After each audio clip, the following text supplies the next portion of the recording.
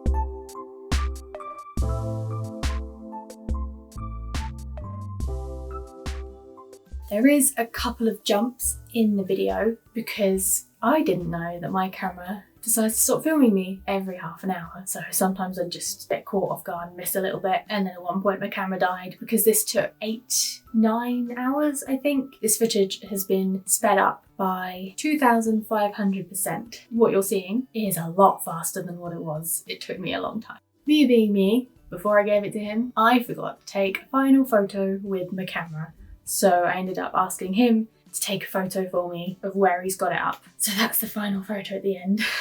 I enjoyed making this video, getting used to new things, like setting up the camera for the painting, having to stop to sort camera out, having to stop because my memory card got full, so putting on the computer and carrying on. It's all things that I'm not used to, but I did enjoy doing it, and I enjoyed feeling like the project wasn't just for me. I make a lot of projects and I don't really do anything with them. So it'd be nice to start doing this a bit more. I'd like to make more videos. So I'm always open to feedback. Feedback is so helpful. If you have anything that you think I could do better with, any tips, anything, I would love to hear. Please comment, tell me what you think. If you got this far, thank you for sticking with it. I know it's quite long. Thank you for watching.